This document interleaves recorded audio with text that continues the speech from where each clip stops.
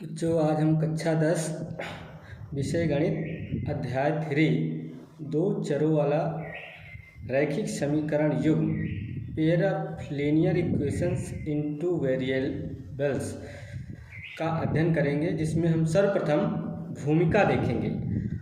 Introduction. भूमिका के अंतर्गत देखेंगे, यदि दो अज्ञात राशियों वाले किसी एक समीकरण को हल किया जाए तो उसके अनेक हल प्राप्त हो सकते हैं, अर्थात अज्ञात राशियों के मानों के कई एक जोड़े प्राप्त होंगे जो उस समीकरण को संतुष्ट करेंगे। जैसे x और y दो अज्ञात राशियों के समीकरण x + y = 4 के कई हल होंगे। 0, 4, 1, 3, 2, 2, 3, 1। और इन समीकरणों के माध्यम से हम दैनिक जीवन में जैसे आय व्यय और लाभ हानि आदि के बारे में भी व्यवहारिक प्रश्नों को सॉल्व कर सकते हैं। युगपत समीकरण, दो या दो से अधिक ऐसे समीकरण जिनमें दो या दो से अधिक अज्ञात राशियां हों युगपत समीकरण कहलाता है। दो चरों में रैखिक समीकरण युग्म लीनियर इक्वेशंस इनटू वेरिएबल्स, समीकरण ax + by + c = 0 के रूप का, जहां a, b और c वास्तविक संख्याएं हैं और a तथा b दोनों शून्य नहीं हैं। दो चरों x और y में एक रैखिक समीकरण कहलाता है। दो चर x तथा y में रैखिक समीकरण का व्यापक रूप a1x + b1y + c1 = 0, a2x + b2y + c2 = 0।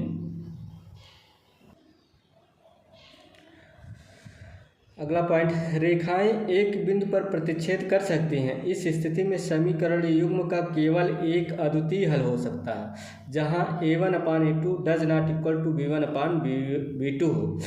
यह संगत समीकरण युग्म कहलाता है। दूसरा है, रेखाएं समपाती हो सकती हैं। इस स्थिति में समीकरणों के अपरिमेय रूप से अनेक हल होते हैं, जहां a1/a2 = b1/b2 = c1/c2 हो। यह संगत समीकरण युग्म कहलाता है।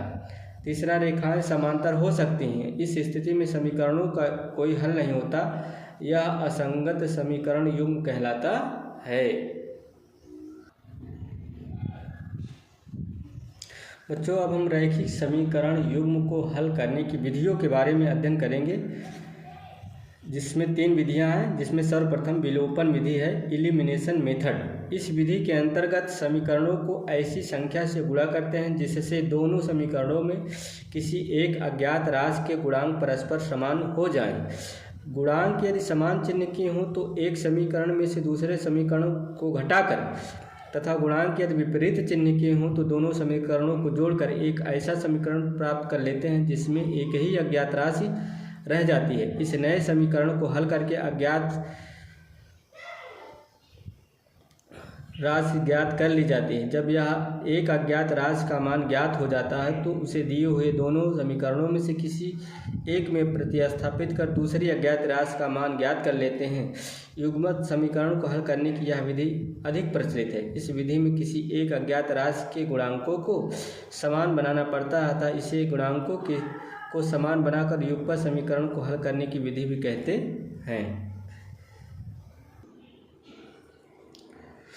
प्रतिस्थापन विधि, सब्स्टिट्यूशन मेथड। इस विधि के अंतर्गत किसी एक समीकरण से एक अज्ञात राशि का मान दूसरे अज्ञात राशि के पदों में ज्ञात कर लेते हैं और फिर दूसरे समीकरण में प्रतिस्थापित कर देते हैं। इस प्रकार एक अज्ञात राशि विलोपित हो जाती है और एक नया समीकरण प्राप्त होता है, जिससे दूसरी अज्ञात राशि का मान ज्ञात कर लेते हैं।